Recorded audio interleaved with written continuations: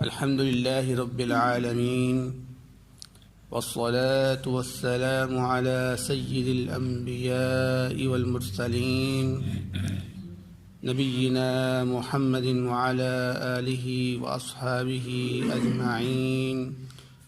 أما بعد، أعوذ بالله السميع العليم من الشيطان الرجيم. بسم الله الرحمن الرحيم. ولو أن لكل نفس، اور اگر ہر نفس کے لیے ظلمت، جس نے ظلم کیا، ما فی الارض، وہ سب کچھ ہو جو زمین میں ہے، لافتدت به، تو وہ ضرور اسے فدیے میں دے دے، وَأَسَرُّ النَّدَامَةَ، اور وہ شرمندگی سے اپنے منہوں کو چھپائیں گے، لما رأوا العذاب، جب وہ عذاب کو دیکھیں گے، وَقُضِيَ بَيْنَهُمْ بِالْقِسْطِ، اور ان کے درمیان انصاف کے ساتھ فیصلہ کیا جائے گا، وَهُمْ لَا يُظْلَمُونَ، اس حال میں کہ وہ ظلم نہیں کیے جائیں گے۔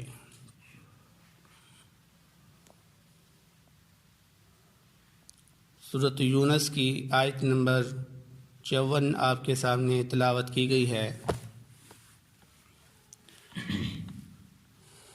اس آیت مبارکہ میں اللہ رب العزت ان لوگوں کا حال بیان کر رہے ہیں کہ جو دنیا کے اندر آخرت کا انکار کرتے ہیں، جو دوبارہ زندہ ہونے کا انکار کرتے ہیں، جو حساب و کتاب کا انکار کرتے ہیں۔ فرمایا کہ جب یہ لوگ روز قیامت اللہ رب العزت کے سامنے آئیں گے تو یہ دنیا میں جو کچھ بھی ہے سب کچھ دینے کے لیے تیار ہو جائیں گے کہ ہماری جان چھوٹ جائے، آج ہمیں عذاب سے بچا لیا جائے، ہم سے جو بھی مطالبہ آپ کرتے ہیں ہم اس کو دینے کے لیے تیار ہیں۔ لیکن افسوس اس بات کا ہے کہ اس دن اللہ رب العزت فرما رہے ہیں کہ تمہارے پاس کس چیز کی ملکیت ہوگی، تمہارے پاس تو کچھ بھی نہیں ہوگا اس وقت۔ زمین کے خزانے تو دور کی بات ہے، تم ایک کوٹی بھی اپنے ساتھ بھی نہیں لے کے جا سکتے ہو، تو وہاں پر تم فدیے کے طور پر کیا ادا کرو گے؟ کچھ بھی ادا نہیں کرو گے۔ اس لیے اللہ رب العزت نے اس آیت کے شروع میں لو کا استعمال کیا ہے، اور لو کا جو استعمال ہوتا ہے وہ ناممکن چیز کے لیے ہوتا ہے۔ اللہ رب العزت قرآن پاک کے اندر جہاں بھی لو استعمال کرتا ہے اس کی مثال دیتا ہے، اس کا مطلب یہ ہے کہ ایسا ممکن ہونے والا نہیں ہے کہ وہ فدیہ دے دے، کہ فدیہ آئے گا کہاں سے؟ بس روز قیامت تو کوئی کسی کے پاس کچھ نہیں ہوگا سوائے اعمال کے۔ جس کے پاس اعمال نہیں ہے اس کے پاس کچھ نہیں ہے، ہر چیز تباہ ہو جائے گی، ہر چیز چھین لی جائے گی۔ تو اس لیے ایسا وقت آنے سے پہلے یہ سوچ لو کہ تم نے وہاں پر کیا لے کے جانا ہے۔ تو فرمایا وَأَسَرُّ النَّدَامَةَ، اس وقت جب وہ اللہ رب العزت ان کو عذاب کے لیے تیار کرے گا تو وہ ندامت اختیار کریں گے، شرمندگی اختیار کریں گے۔ کس چیز سے شرمندگی، کس چیز سے ندامت؟ ندامت اس چیز سے کہ دنیا میں وہ دعویٰ کرتے تھے کہ دوبارہ زندہ نہیں اٹھایا جائے گا، یہ سارا ڈرامہ ہے، یہ مذاق ہے سارا، یہ ایسے ہی باتیں کر رہے ہیں، کوئی دوبارہ زندگی نہیں ہوگی، کوئی قیامت برپا نہیں ہوگی، کوئی حساب و کتاب نہیں ہوگا، یہی زندگی ہے جو چار دن کی زندگی ہے، عیش و عشرت سے گزار لو، اس کے بعد کچھ نہیں ہے۔ تو جب وہ اچانک عذاب کو دیکھیں گے کہ یہ کیا ہو گیا ہے تو وہ شرمندہ ہو جائیں گے کہ دنیا میں ہم جن لوگوں کے آگے یہ دعویٰ کرتے تھے کہ آخرت کی زندگی کوئی زندگی نہیں ہے، آج ہمیں ان کے سامنے شرمندگی ہو رہی ہے، ہم ان کے سامنے منہ نہیں کھڑا کر سکتے، تو اپنے منہوں کو وہ چھپائیں گے۔ فرمایا وَأَسَرُّ النَّدَامَةَ لَمَّا رَأَوُا الْعَذَابَ، جب وہ عذاب کو دیکھیں گے۔ وَقُضِيَ بَيْنَهُمْ بِالْقِسْطِ، تو اس وقت کیا کیا جائے گا؟ ان کے درمیان انصاف کے ساتھ فیصلہ کیا جائے گا۔ یہاں پہ اللہ رب العزت نے کیوں فرمایا انصاف کے ساتھ؟ کیونکہ عام طور پر جو انسان ہوتا ہے جب اس کا کوئی دشمن ہو جاتا ہے تو وہ دشمنی کے لیے جب اس کو پھر موقع ملتا ہے پکڑنے کا دشمن کو یا سزا دینے کا، تو وہ پھر اپنا سارا غصہ ٹھنڈا کرتا ہے اس کے لیے۔ وہ یہ نہیں سوچتا کہ اس نے میرے پر کتنا ظلم کیا تھا، میں نے اتنا ہی اس کو مارنا ہے، نہیں، وہ کہتا ہے اب میں غصہ نکالوں گا جتنا بھی ہو سکتا ہے۔ تو وہ بدلے میں آ کر جتنا بھی اس سے ہوتا ہے وہ کرتا ہے، زیادتی کر بیٹھتا ہے۔ لیکن اللہ رب العزت فرماتے ہیں کہ میں اگرچہ تم سے ناراض ہوں، میں اگرچہ تمہیں ناپسند کرتا ہوں، اگرچہ تم میرے دشمن بن کے رہے ہو زمین کے اندر، تم میرے احکامات کا انکار کرتے رہے ہو، تم میری پیروی نہیں کرتے رہے ہو، لیکن پھر بھی میں آج روز قیامت اگر انصاف کروں گا، اگر میں عدل کروں گا، اگر میں آپ کو سزا دوں گا تو وہ انصاف کے ساتھ ہی سزا دوں گا۔ اس لیے فرمایا وَقُضِيَ بَيْنَهُمْ بِالْقِسْطِ، ان کے درمیان جو فیصلہ کیا جائے گا وہ انصاف کے ساتھ کیا جائے گا، وَهُمْ لَا يُظْلَمُونَ، اس حال میں کہ ان پر ظلم نہیں کیا جائے گا۔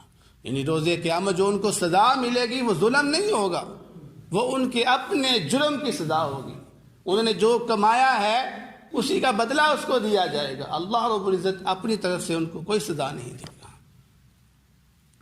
آگے فرمایا الا، خبردار، سن لو، جان لو، یہ چیز تنبیہ کے لیے یہ لفظ استعمال ہوتا ہے، الا یعنی متنبہ ہو جاؤ، ان للہ ما فی السماوات والارض، کہ جو کچھ زمین و آسمان میں ہے وہ سارے کے سارا اللہ رب العزت کے لیے ہے۔ یعنی یہ بات کرنے کا مقصد یہاں پر کیا ہے؟ مقصد یہاں پر یہ ہے کہ اللہ رب العزت نے اس سے پہلی آیت میں فرمایا تھا کہ اگر دنیا کے اندر جو کچھ بھی ہے سب کچھ وہ پیش کر دے فدیے کے طور پر کہ میری جان چھوٹ جائے، تو اللہ رب العزت فرماتے ہیں یہ سارا ساز و سامان تو میرا ہی ہے، یہ تو سارا اللہ رب العزت کا ہے، اللہ رب العزت ہی اس کے مالک ہے۔ مجھے بتاؤ تم کس چیز کے مالک ہو، تم کس چیز کے مالک ہو جو تم فدیے کے طور پر پیش کر دو گے؟ تمہاری کوئی چیز بھی تمہاری اپنی نہیں ہے، سب کچھ اللہ رب العزت کا تو ہے، وہ خالق ہے، وہی مالک ہے، وہی بنانے والا ہے، وہی تمہیں دینے والا ہے۔ ذرا سوچو تو صحیح تم کیا چیز فدیے میں پیش کرو گے۔ تو اس لیے فرمایا سن لو ان للہ ما فی السماوات والارض، کہ جو کچھ آسمانوں اور زمین میں ہے وہ سب کچھ اللہ رب العزت کے لیے ہے۔ پھر آگے فرمایا الا، خبردار، سن لو ان وعد اللہ حق، بے شک اللہ رب العزت کا جو وعدہ ہے وہ سچا وعدہ ہے۔ کون سا وعدہ؟ یہ والا وعدہ کہ روز قیامت برپا ہونے والی ہے، آخرت قائم ہوگی، حساب و کتاب قائم ہوگا، تو تمہیں ہر عمل کی جزا دی جائے گی، تمہیں ہر جرم کی سزا دی جائے گی۔ یہ اللہ رب العزت کا وعدہ ہے اور یہ سچا وعدہ ہے۔ غور کر لو، تنبیہ، دوبارہ اللہ رب العزت لفظ الا استعمال کر رہے ہیں، دوبارہ تنبیہ کر رہے ہیں۔ مطلب یہ ہے کہ عام بات نہیں کر رہے اللہ رب العزت، کوئی معمولی بات نہیں کر رہے، اور یہ جو اللہ رب العزت آپ کو بات بتا رہے ہیں یہ بڑی اہم ہے، کیونکہ اس کی پکڑ بڑی سخت ہے۔ جب وہ پکڑ میں آتا ہے تو پھر وہ چھوڑتا نہیں ہے، وہ شدید العقاب ہے، بڑی سخت سزا دینے والا ہے، تو اس کی سزا سے بچ جاؤ۔ اس لیے فرمایا دوبارہ الا ان وعد اللہ حق ولکن اکثرهم لا يعلمون، لیکن ان میں سے اکثر لوگ یہ نہیں جانتے۔ اب یہاں پر اللہ رب العزت نے کیا کہا ہے کہ اکثر لوگ اس کو نہیں جانتے۔ اس کا مطلب ہے جو جانتے ہیں وہ کون ہیں؟ وہ کم لوگ ہیں، جو جانتے ہیں وہ کم لوگ ہیں، اور جو غفلت میں ہیں وہ زیادہ لوگ ہیں۔ اس لیے ایمان والے کم ہیں، مومن کم ہیں، حقیقی مومن کم ہے، نافرمانی کرنے والے زیادہ ہیں۔ اب دیکھو اللہ رب العزت نے اکثر قرآن پاک کے اندر یہ بیان کیا ہے، اکثرہم فاسقون، اکثرہم ظالمون، اکثر لوگ ظلم کرنے والے ہیں، اکثر نافرمان ہیں۔ تو معلوم کیا ہوتا ہے؟ اللہ کے جو بندے ہوتے ہیں وہ کام ہی ہوتے ہیں۔ اس لیے پریشان ہونے کی ضرورت نہیں ہے کہ ہم حق والے کم کیوں ہیں، وہ اللہ رب العزت قرآن پاک میں بار بار یہی کہہ رہے ہیں کہ حق والے ہے ہی کم، اکثر نافرمانی کرنے والے ہیں۔ تو یہاں پر بھی فرمایا وَلَكِنَّ أَكْثَرَهُمْ لَا يَعْلَمُونَ، لیکن ان میں سے اکثر لوگ نہیں جانتے۔ پھر آگے فرمایا هُوَ يُحْيِي وَيُمِيتُ، وہی اللہ ہے جو زندگی دینے والا ہے، زندہ کرنے والا ہے، وَيُمِيتُ، اور مارنے والا ہے۔ یعنی اسی اللہ رب العزت کے ہاتھ میں یہ نظام ہے کہ وہ زندہ بھی کرتا ہے اور زندہ کرنے کے بعد اس کو مارتا بھی ہے۔